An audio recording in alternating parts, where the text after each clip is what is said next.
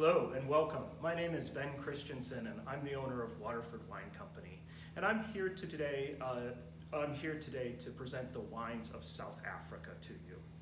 South Africa, as Jancis Robinson has said, is one of the most beautiful vineyard areas in the entire world. With the backdrop of two oceans, multiple mountain ranges, and a gorgeous history, it's a stunning place to visit. But beyond that, it's one of the most fascinating places to taste through right now, because over the last 25 years, all of South Africa's wine experience has been completely redone. Through the vineyards, through the winemakers, even through how it's commercially distributed. It's been an amazing change and it's wonderful to explore. That brings us to this tasting. I actually love tasting all kinds of wines and I love presenting all kinds of wines, but I think South Africa is one of the most rewarding for my clients. Why? Because I think it's a region that most of my clients don't generally turn to.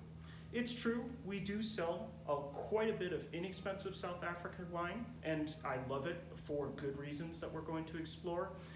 But it's those artisanal wines that I think most wine drinkers don't ever think of, and yet here is a great way to explore them, because that is the true renaissance of what's going on in South Africa today.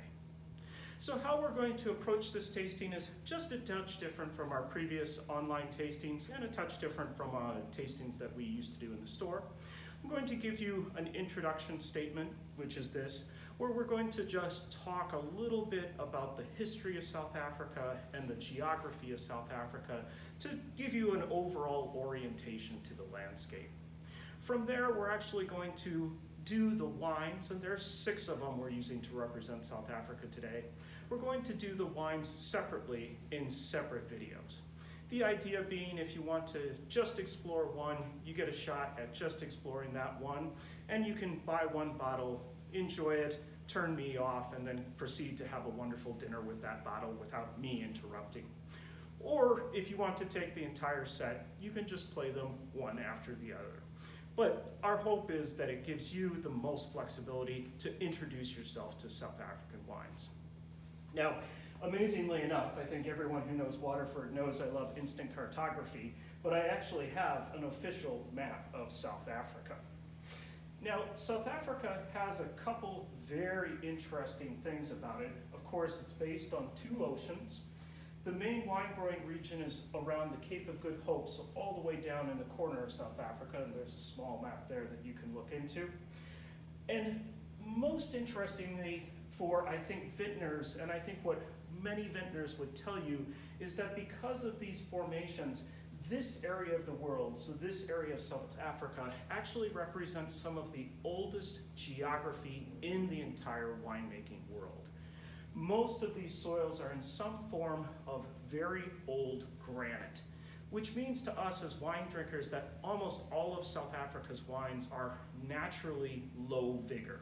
The idea being that the low vigor gives us a bigger, bolder, more powerful flavored wine. We'll see as we taste if this is true, but I think it's something that Afrikaners would really want you to know. Now, it's funny because I often position South Africa myself, in my mind, in my thinking about the wines, as a new world wine country. And there are good reasons for that we're going to explore. But in fact, it really belongs to the old world, and to the old world in some very significant ways. As you might know, it was first started to be colonized in 1645. It was actually colonized by a surgeon, a Dutch surgeon named Jan van Riebeck. And he landed at the Cape of Good Hope in 1645. He was there under the employ of the East India Company. He was there to set up a colony, and most of that colony was to facilitate trade with India, so wrapping around the Cape of Good Hope. Now, one of the main things at that time to facilitate trade was to prevent scurvy. So he actually started planting quite a lot of citrus fruits because they're a natural way to have sailors prevent scurvy. But in addition to that, he planted vines. And he noted in his diary on April 6th of 1652 that the first crush in South Africa had just happened with native South African grapes, or excuse me, not native grapes, grapes grown in South Africa.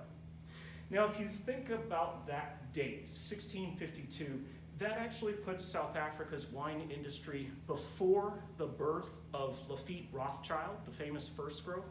It actually puts it before the birth of Domaine Romani Conti in kind of its now conception.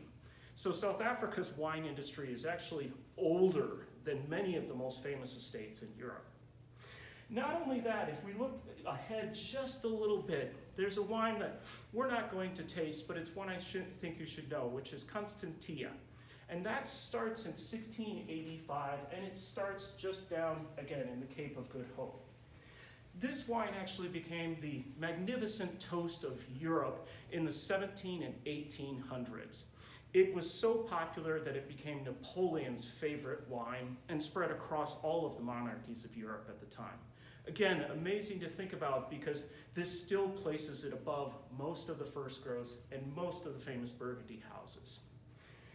Now, unfortunately, as the Oxford Companion to Wine notes, that trend of prosperity, that trend of grand statement of South Africa wines actually didn't continue into the 20th century. And unfortunately, their wording is much of the 200 years after that time period was a compromise and not of high quality. So what happened is, first we actually get, to give you just a bit of history, first we actually get the 1861 Gladstone laws in England. If you've been watching any of the episodes of The Crown, this actually is a pretty significant event in that series. It's funny, my older son and I just watched it, and the Gladstone laws at the time, and The Crown makes significant influence about this, actually allowed the importation of cheap grain into England, helping English peasants, the English poor, because it allowed them to buy non-English grain. That aside, what it meant for South Africa was the dominance that South Africa had with the European market, in particular with the British market, was now gone. Simply put, it's easier for the French to cross the channel to sell their wine in London than it is to go from the Cape of Good Hope, taking the wine all the way up to London. So that economic trade barrier combined with a phylloxera crisis in 1886. It meant that from 1861 to 1886, massive replantings, massive issues with trade, and really problematic South African wine, both in terms of quality and getting it to a market up until the 1900s. Now, in the early 1900s, South Africa underwent a massive vine planting scheme. The idea being to reapproach global markets with a lot of wine.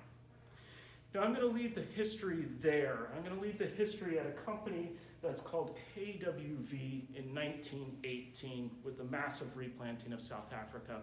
We're going to pick up the history again with the first wine in that first that first wine that we're going to have. Switching from history, I'd like to give you just a little bit more about South Africa's geography and about how it influences the wines that we're going to taste. South Africa started in 1973 a regional breakdown system of naming different regions of South Africa. That actually continues to this day, and in a couple of wines we're going to see very modern incarnations of what it means. For me, though, starting my wine career about 16 years ago, South Africa was always confusing because almost all of the wines were very large geographical areas. And you can see them represented on this wine map. So we'll go through them and take a look just very briefly. First off, fairly far away from the Cape of Good Hope is the Oliphant River. As you can see, this area would be very strongly influenced by the Atlantic Ocean and the Antarctic current that comes up. So this is actually one of the cooler places to grow grapes, and particularly if you obtain higher altitude, you're going to have fairly stressed grape quality. This is the area, because of those two factors, that gives us a large amount of Chenin Blanc, or Steen as they call it in South Africa, and also some of the cool climate whites that we see, Sauvignon Blanc and Chardonnay. Next on our trip is this, which is called the coastal region. Now, the coastal region was the one that really became popularized with the late decades of the 19th century. It is the most amorphous one in my mind, a lot of it being still inflected by the cool Atlantic, so a cool climate area, but with massive amounts of all kinds of different grapes being grown. We'll reapproach the coastal region in a couple of our other wines. The other ones I'd like to point out, the Klein Cru, and I have to apologize, I actually don't speak Afrikaner, as you might already guess, so I'm not sure that I'm pronouncing that right, but find your South African friend and ask him how to pronounce Klein Cru. Now, if you look, and this map doesn't give us it so heavily, there are two mountain ranges right through here that are oriented and one here, so they block the cool coastal influence, they block the coastal influence down here. So the Klein Cru is actually one of the very hot areas of South Africa. So hot that in that KWV 1918 vine planting scheme, there are many, many Portuguese varieties, Portuguese red wine varieties that are planted there because they can take the heat. Nowadays, the Klein Cru is actually making some famous fortified varieties, which is interesting for Portuguese winemakers to think about port and where port as a style might be developing around the world. As a final one, we have here the Breedel River Valley, and that's the area between the very hot section and the very cool section. It is still warmer because it is protected from the coast, but it doesn't have the same heat as the Klein Cru. Here we see a lot of bulk wines still being made, but we also have some of the more famous and voluptuous red wines coming on to the fore. The final one I would point out, and I think this is one of the most brand new areas of South Africa and will probably be shaped a little bit. In our map it says Cape South Coast, but this area right here, right to the south, right Walker Bay, right to the south side of the Indian Ocean, is one of the coolest spots to grow grapes. And it's one of the areas where winemakers are focusing on Chardonnay, Pinot Noir, cool climate Pinotage, and Syrah, and really exploring just now the depths of South Africa. So with that intro to history and to a little bit of geography, I'd like to start us on tasting the wines.